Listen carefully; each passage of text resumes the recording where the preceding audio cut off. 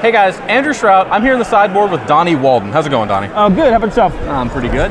You have chosen to play mono white aggro in the Standard Open.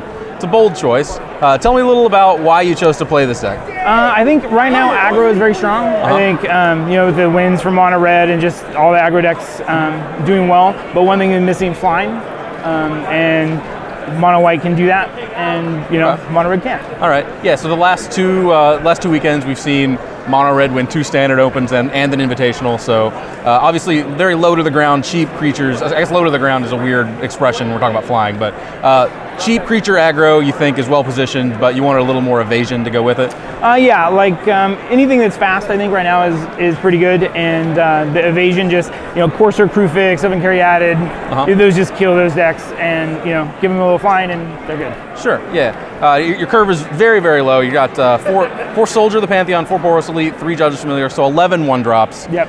Backed up with Imposing Sovereign, Daring Skyjack, Cavalry Pegasus. Yes. That's your 2-drop suite. I want to ask about that card in particular. That's a 4 of. Yes. So pretty strong commitment to the human theme there. Yeah, like I said, flying is key to the deck. Courser and carry added just completely blanket without the flying. Sure. And so I have to draw one almost every game, and so that's why the 4 of.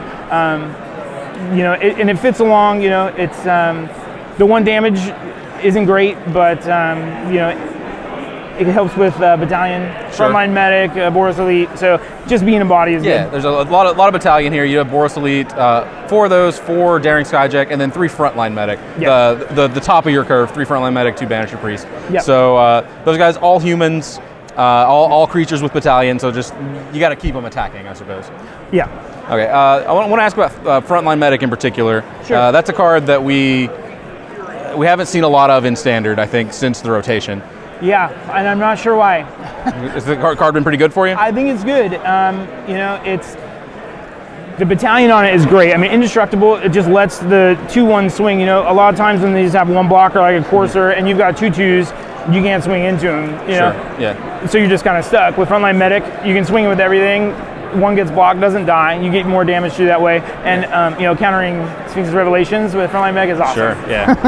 That's a pretty spicy interaction, and there's definitely a lot of that flying around as well. Sure. So moving away from the creature suite, actually, there's some really interesting spicy selections in your spells as well. You're playing 2 of Johnny's Presence. Yes. So that's a card that hasn't really taken off and constructed just yet. It's kind of a limited all-star. Right. How's that card been for you? It's actually been very good. It's one thing that I almost always want to draw after the first couple turns. Yep.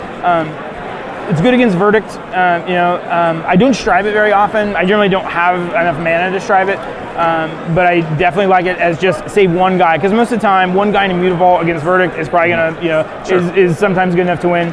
And so doing the strive on it generally doesn't happen, but the 1 mana is great. Sure. So it's kind of the like the Rootborn Defenses effect against Supreme Verdict, except you only have to leave up 1 mana. 1 mana. That's the key. Yep. Okay. That seems valuable. And then just for just that little extra push against control decks, I would imagine, you have 1 Gideon, Champion of Justice. Yeah, and it was in there for control, but I have to tell you the number of times I jumped Gideon with the Johnny and swung for like 14, 20. I swung against somebody. I mean, you know, that's not what it's there for, but it's awesome when you can kill somebody in 1 hit. He is a very large creature. Yeah.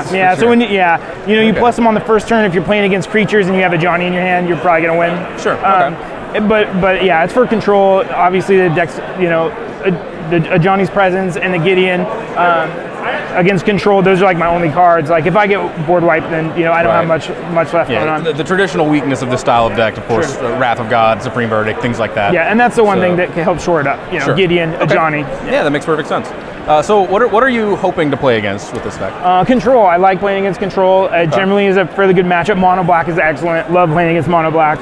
They generally can't do much. Spot removal. Of course, Brave the Elements is awesome. I didn't mention it, but of course, 4 Brave the Elements. Yeah, you'd play 7 if you could, I'm sure. Sure. Oh yeah, for sure. And so mono black has a really hard time against it. Control. Those are the 2 decks I always want to play against if I can. Fair enough. Mono blue is a good matchup as well, but not as good as those. All right. So what are you hoping to avoid then? What do you think your worst matchup is? Red, white, burn, for sure. Burn completely tears that deck up. The other thing is anything that has Blood Baron Viscope in it.